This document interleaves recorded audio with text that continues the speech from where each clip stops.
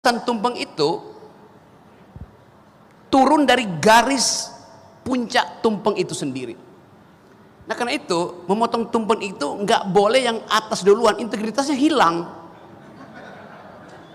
Mesti dari bawah perlahan-lahan. Itu filosofi Jawa dalam cara memotong tumpeng. Ini dan saya terangin Jawa dulu baru saya pergi ke Yunani ya. Jadi memang kita anggap itu sebagai ya itu penghormatan. Tapi justru kita mesti cari orang yang paling bajingan untuk kita kasih potongan tumpeng itu tuh. Bukan pada orang yang sudah terhormat. Itu nilainya.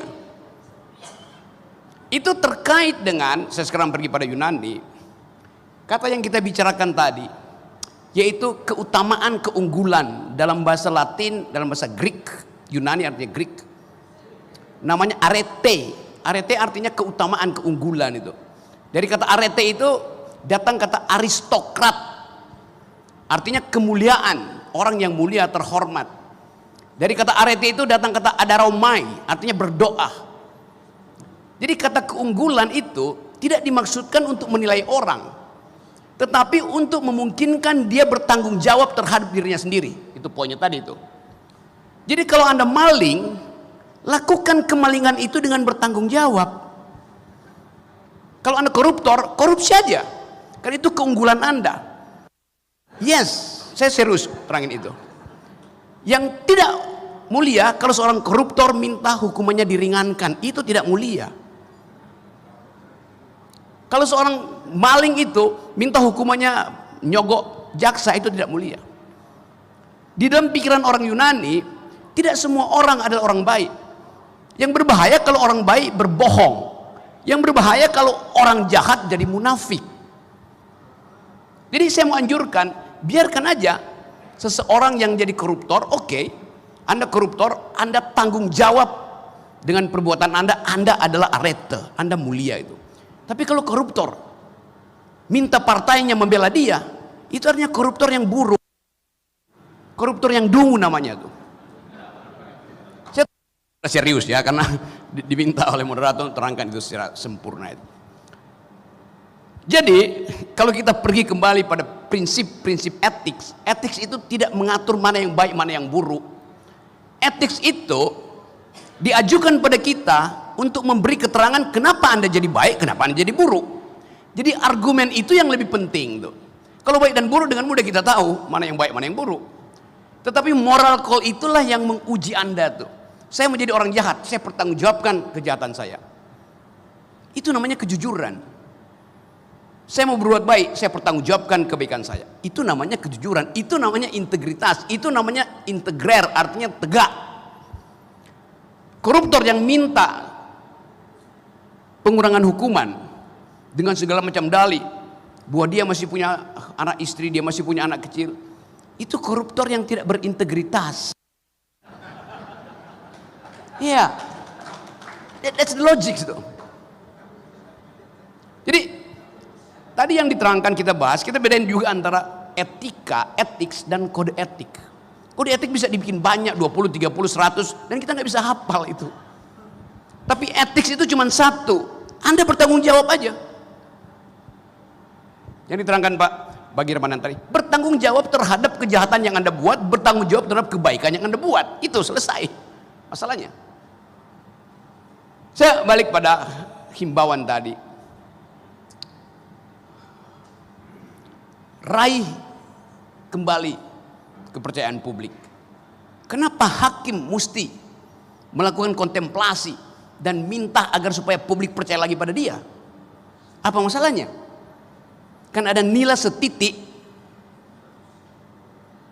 yang merusak susu sebelanga, atau nila 2 titik, nila 3 titik. Mungkin ada nila setitik di Mahkamah Agung, tapi ada 10 titik nila itu di samping ini, di istana. Ada nila setitik, tapi itu kemudian jadi causa celebre, kasus yang digede-gedein. Karena memang Mahkamah Agung nggak boleh satupun nilai yang merusak susu sebelanga. Departemen Keuangan boleh, silahkan, karena memang di situ potensial terjadi fraud. Walaupun Sri Mulyani terus-menerus mengatakan kami berintegritas, karena dia kumpulin semua masyarakat sipil berintegritas, setiap hari dia rapat dengan mereka. Integritas tidak ditegakkan dengan rapat atau dengan headline itu. Saya balik pada problem dasar hakim-hakim kita itu. Hakim kita tuntut berintegritas.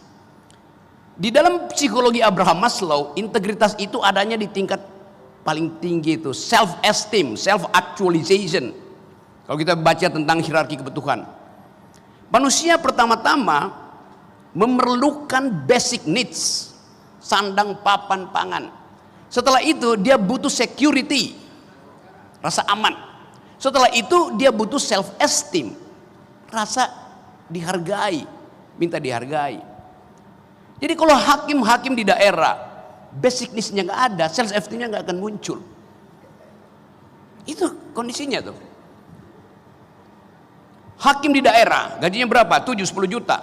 Sampai 27 turunan dia nggak bakal mampu beli velg Rubicon.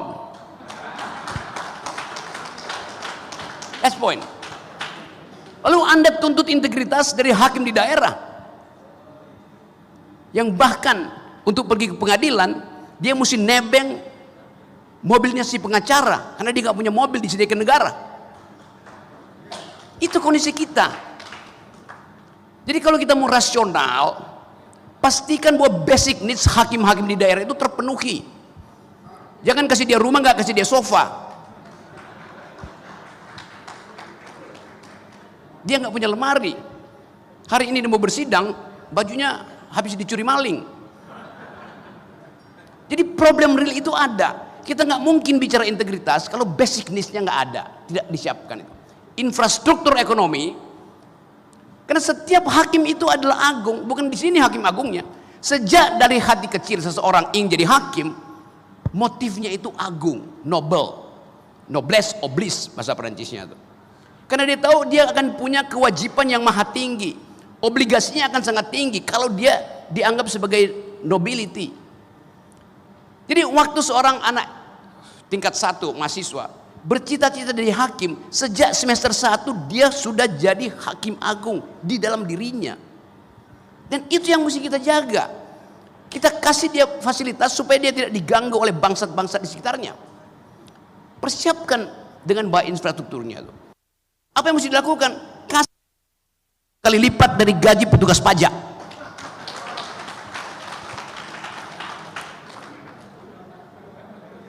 Saya serius ucapin itu.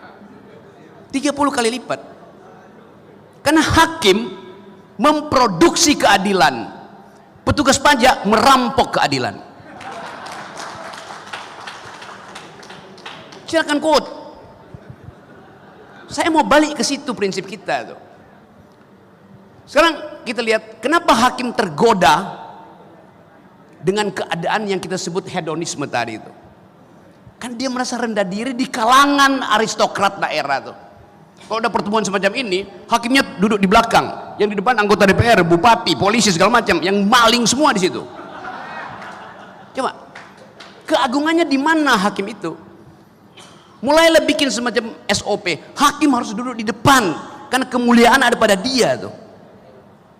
Kan kita lihat kan, hakim nggak pernah diminta untuk kasih apa namanya kata pengantar untuk perkawinan lah, pembukaan bagi-bagi BLT segala macam tuh.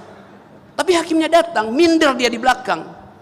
Padahal di dunia dari abad ke-100 sebelum Masehi, hakim itu ada Nobel, orang utama, aristokrat itu. Nah, kita mau ubah prinsip-prinsip itu supaya kita lega mengatakan bahwa ini negara hukum. Negara hukum artinya hakim dimuliakan dari sejak dia berpikir untuk jadi hakim.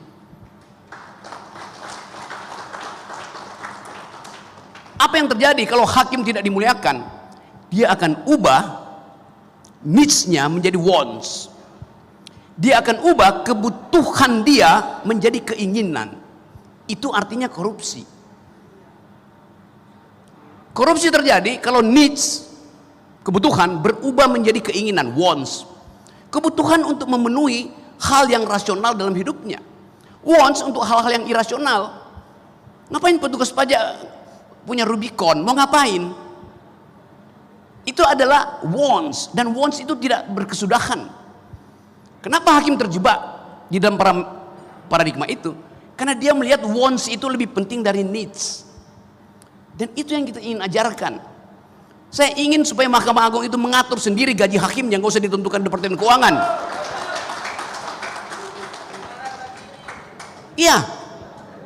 Kenapa Menteri Keuangan bisa tentukan sendiri gaji pegawainya yang di 3-5 kali lipatkan dari ASN yang lain? Kenapa Mahkamah Agung enggak?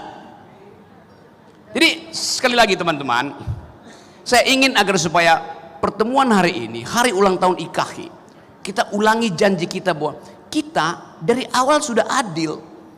KPK aja yang nggak ngerti keadilan. Nih ada pengawasnya.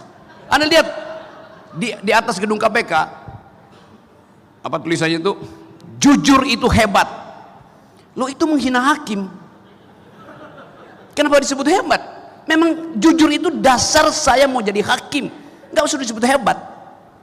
Saking kehilangan narasi, kita mesti bikin dalil-dalil ajaib semacam itu. Saya dosen, saya terhina kalau disebut jujur itu adil, jujur itu hebat. Dari awal saya jujur. Kalau masih saya bodoh, saya kasih nilai bodoh. Kalau pintar, saya kasih nilai pintar. Tapi yang terjadi, orang yang paling bodoh di kelas saya bisa jadi pimpinan BUMN. Ngaco kan jadinya. Jadi sekali lagi teman-teman, selamat memuliakan kembali status kita sebagai hakim. Dan saya ingin tuntut satu waktu nanti bahwa dari dalam gedung ini orang lihat bahwa keadilan akhirnya bersemai kembali. Terima kasih.